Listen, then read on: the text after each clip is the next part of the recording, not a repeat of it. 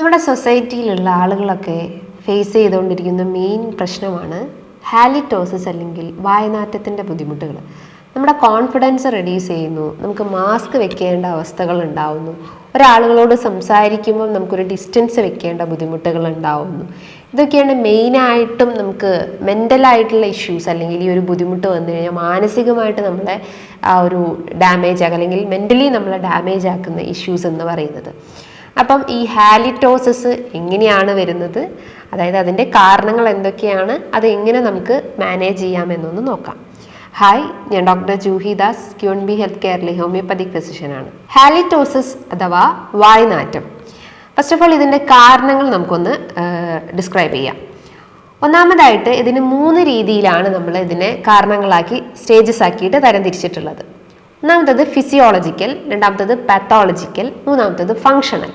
Physiological എന്ന് പറയുമ്പം നമ്മുടെ ബോഡിയിൽ ഉണ്ടാവുന്ന എന്തോ ഒരു ഫിസിയോളജിക്കൽ ഇംബാലൻസ് കാരണം നമുക്ക് സംഭവിക്കുന്നതാണ് ഫിസിയോളജിക്കൽ ഹാലിറ്റോസിസ് എന്ന് പറയുന്നത്. പാത്തോളജിക്കൽ എന്ന് പറയുമ്പം എന്തോ ഒരു ബാക്ടീരിയയോ അല്ലെങ്കിൽ ഒരു വൈറസോ എന്തോ ഒരു ഇൻഫെക്ഷൻ ശരീരത്തിൽ, അതായത് ഒരു ഫോറിൻ ബോഡി ശരീരത്തിലേക്ക് എൻ്റർ ആയപ്പം ശരീരം റിയാക്ട് ചെയ്യുന്ന ഒരു ബോഡി റെസ്പോൺസ് ആണ് ഈ പറഞ്ഞിട്ടുള്ള പാത്തോളജിക്കൽ റീസൺസ് എന്ന് പറയുന്നത്.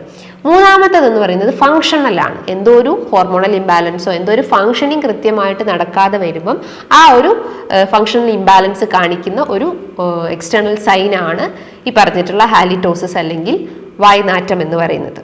First of all physiological conditions അല്ലെങ്കിൽ ഫിസിയോളജിക്കൽ റീസൺസ് എന്ന് പറയുന്നത്, നമ്മളിപ്പോൾ ഫാസ്റ്റിംഗ് ചെയ്തുകൊണ്ടിരിക്കുക, അപ്പം ഫാസ്റ്റിംഗ് ടൈമിൽ നമ്മുടെ ഗട്ടിലും അതേപോലെ തന്നെ വായ്ക്കകത്തും ഒരുപാട് ബാക്ടീരിയാസിൻ്റെ ആ ഒരു ഗ്രോത്തും കോളനിയൊക്കെ സംഭവിക്കും. അപ്പോൾ ആ ഒരു ഫാസ്റ്റിംഗ് ഡ്യൂറേഷൻ ടൈമിലായാലും ഈ പറഞ്ഞിട്ടുള്ള ഹാലിറ്റോസിസ് ഉണ്ടാവുന്നതാണ്. രണ്ടാമത്തത്, ചില സ്ത്രീകൾ പറയും ഈ മെൻസസ് അല്ലെങ്കിൽ പീരീഡ്സ് ടൈമിൽ ഇങ്ങനെ വായ്നാറ്റത്തിൻ്റെ പ്രശ്നങ്ങൾ ആ ഒരു 7 ഡേയ്സ് അല്ലെങ്കിൽ 5 ഡേയ്സ് മാത്രം ഈ ഒരു പ്രശ്നങ്ങൾ കാണിക്കാവുന്നതാണ്. അത് ഈ പറഞ്ഞ പോലെ തന്നെ ഹോർമോണൽ ഫ്ലക്ച്വേഷൻസ് കാരണമാണ്. മൂന്നാമത്തേത്, നിങ്ങൾ സ്മോക്ക് ചെയ്യുന്ന ആളുകളാണെങ്കിൽ അല്ലെങ്കിൽ പുകവലിക്കുന്ന ആളുകൾക്കൊക്കെ ഈ പ്രശ്നങ്ങൾ ഉണ്ടാവുന്നതാണ്. നാലാമത്തേത്, നിങ്ങൾ ഭക്ഷണത്തിൽ കൂടുതൽ ഫാറ്റി ആയിട്ടുള്ള ഫുഡ് ഐറ്റംസ് ഉൾപ്പെടുത്തിയിട്ടുണ്ടെങ്കിൽ ഫാറ്റി ഭക്ഷണങ്ങൾ, കൊഴുപ്പേറിയ ഭക്ഷണങ്ങളൊക്കെ അമിതമായിട്ട് കഴിക്കുന്ന കേസസിലായാലും ഈ പ്രശ്നങ്ങൾ ഉണ്ടാവുന്നതാണ്. ഗാർലിക് അല്ലെങ്കിൽ ഒനിയനൊക്കെ അമിതമായിട്ട് കഴിക്കുന്ന ആളുകൾക്കും ഈ പ്രശ്നങ്ങൾ ക്രിയേറ്റ് ചെയ്യാനുള്ള ചാൻസസ് ഉണ്ട്. ഇനി പാത്തോളജിക്കൽ കണ്ടീഷൻസ്, എന്തോ ഒരു ഇൻഫെക്ഷൻസ് അവിടെ അറ്റാക്ക് ചെയ്തിട്ടുണ്ട്, ലൈക്ക് ബാക്ടീരിയൽ ആവാം, വൈറൽ ആവാം, ഫംഗൽ ആവാം, അങ്ങനെ എന്തോ ഒരു ഇൻഫെക്ഷൻസ് ബോഡീനെ അറ്റാക്ക് ചെയ്തിട്ടുണ്ടാവുന്നതാണ്. അതേപോലെ തന്നെ നിങ്ങൾക്ക് ഇപ്പം നമ്മൾ ഓരോ സ്ട്രക്ചേഴ്സ് നോക്കുവാണെങ്കിൽ നമുക്ക് മൂക്കിൻ്റെ അകത്ത് എന്തെങ്കിലും ഇൻഫെക്ഷൻസ് വരിക, ലൈക്ക് നേസൽ അലർജി അല്ലെങ്കിൽ അലർജിക് റൈനൈറ്റിസ് കണ്ടീഷൻസ് ഉണ്ടെങ്കിൽ നമുക്ക് കൂടുതലായിട്ടും കഫം കെട്ടി പ്രശ്നങ്ങൾ ഉണ്ടാവുക, സൈനസൈറ്റിസിൻ്റെ ഇഷ്യൂസ് ഒക്കെ ഉണ്ടാവുന്ന കേസസിൽ നമുക്ക് വായ്നാറ്റം അനുഭവപ്പെടാവുന്നതാണ്. അതേപോലെ തന്നെ നിങ്ങളെ വായ്ക്കകത്ത് ഓറൽ ഹൈജീൻ കൃത്യമായിട്ട് മെയിൻറ്റെയിൻ ചെയ്തിട്ടില്ലെങ്കിൽ മെയിനായിട്ടും ശരീരം കടിക്കുന്ന ഒരു ലക്ഷണമാണ് ഈ പറഞ്ഞിട്ടുള്ള വായ്നാറ്റം. നമ്മളെ പല്ലുകൾക്ക് എന്തെങ്കിലും കേടുകളോ അല്ലെങ്കിൽ എന്തെങ്കിലും ക്യാരീസ് ഒക്കെ ഉണ്ടെങ്കിൽ പല്ലുകൾ പെട്ടെന്ന് പൊടിഞ്ഞു പോവുക, ഡിസ്കളറേഷൻസ് ഒക്കെ കാണിക്കുന്നുണ്ടെങ്കിലും ഹാലിറ്റോസിസ് ഉണ്ടാവുന്നതാണ്.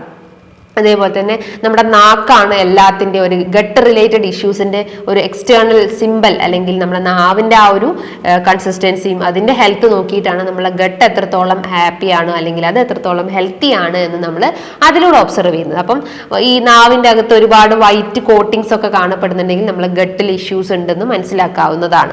അതേപോലെ നിങ്ങൾ കൃത്യമായിട്ട് ബ്രഷ് ചെയ്തിട്ടില്ലെങ്കിൽ, കൃത്യമായിട്ട് ടങ് ക്ലീനർ ഒന്നും യൂസ് ചെയ്തിട്ടില്ലെങ്കിൽ ബാക്ടീരിയൽ ഗ്രോത്ത് കാരണം ഈ പറഞ്ഞിട്ടുള്ള ഹാലിറ്റോസിസ് ഉണ്ടാവുന്നതാണ്. അതേപോലെ തന്നെ വായ്ക്കകത്ത് അൾസർ രൂപപ്പെടുക, മൗത്ത് അൾസർ ഇങ്ങനെ റെക്കറന്റ് ആയിട്ട് വന്നുകൊണ്ടിരിക്കുന്ന കേസസിലായാലും ഹാലിറ്റോസിസ് ഉണ്ടാവുന്നതാണ്. ജിഞ്ചിവൈറ്റിസ്, അതായത് ഈ പറഞ്ഞിട്ടുള്ള മോണകൾക്കൊക്കെ ഇൻഫ്ലമേഷൻസ് വരും, വൈറ്റമിൻ സി കുറഞ്ഞു കഴിഞ്ഞാൽ ശരീരം കാണിക്കുന്ന ഒരു ലക്ഷണമാണ് ജിഞ്ചിവൈറ്റിസ് എന്ന് പറയുന്നത്. അതിനോട് അസോസിയേറ്റ് ചെയ്തിട്ട് നമുക്ക് ഹാലിറ്റോസിസ് അല്ലെങ്കിൽ വായ്നാറ്റം ഉണ്ടാവുന്നതാണ്. അതേപോലെ നിങ്ങൾക്ക് കണ്ടിന്യൂസ് ആയിട്ട് ഈ ത്രോട്ട് ഇൻഫെക്ഷൻസ് ലൈക്ക് ടോൺസിലൈറ്റിസിന്റെ ഇഷ്യൂസ് ഒക്കെ കണ്ടിന്യൂസ് ആയിട്ട് വന്നുകൊണ്ടിരിക്കുന്നുണ്ടെങ്കിലും ഈ പറഞ്ഞിട്ടുള്ള ബുദ്ധിമുട്ടുകൾ ക്രിയേറ്റ് ചെയ്യാൻ ചാൻസസ് ഉണ്ട്. അതേപോലെ തന്നെ ഫാരിഞ്ചൈറ്റിസ്, അതായത് ത്രോട്ടിൽ പറഞ്ഞ ഫാരിങ്സിൽ ഇൻഫ്ലമേഷൻസ് വരുമ്പം അവിടെയും ഈ പറഞ്ഞിട്ടുള്ള വായ്നാറ്റം അനുഭവപ്പെടാവുന്നതാണ്. ഇതേപോലെ നിങ്ങൾക്ക് അബ്സസ് ഉണ്ടാവുക, ലൈക്ക് നിങ്ങൾക്ക് പരോട്ടിഡ് റീജിയൻസിലൊക്കെ കൂടുതൽ അബ്സസ് ഉണ്ടാവുക, മാസ്റ്റോയിഡ് റീജിയൻസിലൊക്കെ ഒരു അബ്സസ് ഫോർമേഷൻസ് ഒക്കെ ഉണ്ടാവും, പഴുപ്പ് നിറയുന്ന കണ്ടീഷൻസ് ഒക്കെ ഉണ്ടെങ്കിൽ നമ്മുടെ ഈ ഒരു റെസ്പിറേറ്ററി ഏരിയ അല്ലെങ്കിൽ അപ്പർ പാർട്ടിലൊക്കെ എവിടെയെങ്കിലും എന്തെങ്കിലും പഴുപ്പ് പോലത്തെ ഇൻഫെക്ഷൻസ് ഒക്കെ വന്നിട്ടുണ്ടെങ്കിലും ക്രിയേറ്റ് ചെയ്യാവുന്നതാണ്. Respiratory infections like bronchitis, അസ്തമ conditions ഉള്ള ആളുകൾക്കായാലും ഈ പറഞ്ഞിട്ടുള്ള വായ്നാറ്റം ഉണ്ടാവാൻ ചാൻസസ് ഉണ്ട്. ഇനി നിങ്ങൾ ഫങ്ഷണൽ കേസസിലേക്ക് നോക്കുമ്പോൾ ഫങ്ഷൻ മീൻസ് ഓരോ ഓർഗൻസിനെയാണ് സൂചിപ്പിക്കുന്നത്. നമുക്ക് കിഡ്നി സംബന്ധമായിട്ടുള്ള ബുദ്ധിമുട്ടുകൾ ഉണ്ടെങ്കിൽ വായുനാറ്റം ഉണ്ടാവുന്നതാണ്. ലിവർ സംബന്ധമായിട്ടുള്ള പ്രശ്നങ്ങൾ ഉണ്ടെങ്കിൽ വായുനാറ്റം ഉണ്ടാവുന്നതാണ്.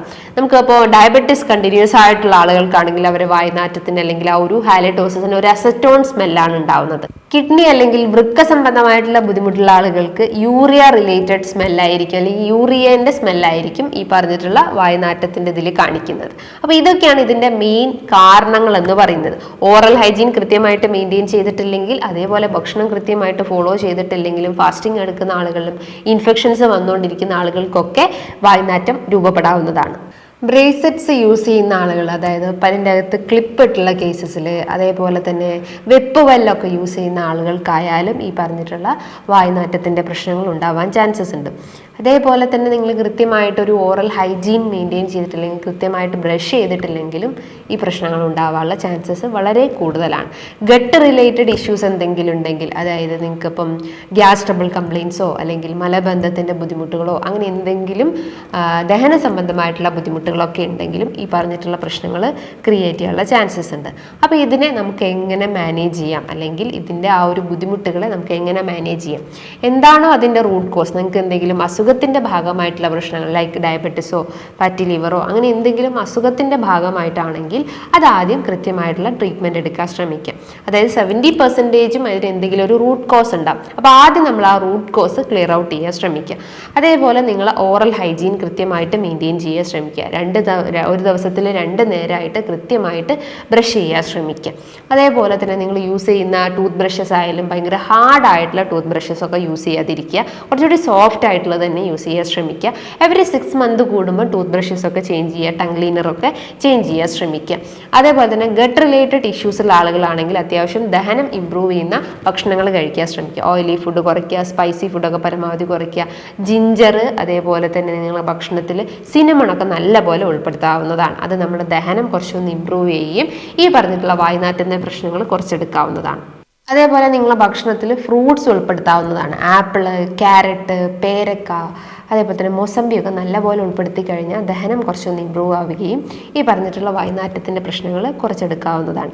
നിങ്ങൾക്ക് വേണമെങ്കിൽ ഒരു ദിവസത്തിൽ 2 നേരം നിങ്ങൾ ടൂത്ത് ബ്രഷ് യൂസ് ചെയ്യുന്ന സമയത്ത് നിങ്ങൾക്ക് ടൂത്ത് പേസ്റ്റ് ഒക്കെ യൂസ് ചെയ്യുന്നുണ്ടാവും. അപ്പോൾ ടൂത്ത് പേസ്റ്റിന് പകരം നിങ്ങൾക്ക് ഉമിക്കരിയൊക്കെ യൂസ് ചെയ്തിട്ട് ജസ്റ്റ് ഒന്ന് നമ്മുടെ ടീത്ത് ഒന്ന് ക്ലീൻ ചെയ്യുകയാണെങ്കിൽ നല്ല രീതിയിലുള്ള ഒരു റിഫ്രഷ്മെൻറ്റ്, വായിക്കകത്ത് ഒരു റിഫ്രഷ്മെൻറ്റ് ഫീൽ ചെയ്യാവുന്നതാണ്. അതേപോലെ തന്നെ നിങ്ങൾക്ക് ഓയിൽ പ്യൂളിംഗ് ഒക്കെ ചെയ്യാവുന്നതാണ്. കോക്കനട്ട് ഓയിൽ ജസ്റ്റ് വായിക്കകത്ത് വെച്ചിട്ട് കുറച്ച് നേരം ഹോൾഡ് ചെയ്തിട്ട് റിലീസ് ചെയ്യാൻ ശ്രമിക്കുക. അതൊക്കെ നമ്മുടെ ആ ഒരു ബാക്ടീരിയൽ ഗ്രോത്തിനെ കുറയ്ക്കുന്നതാണ്.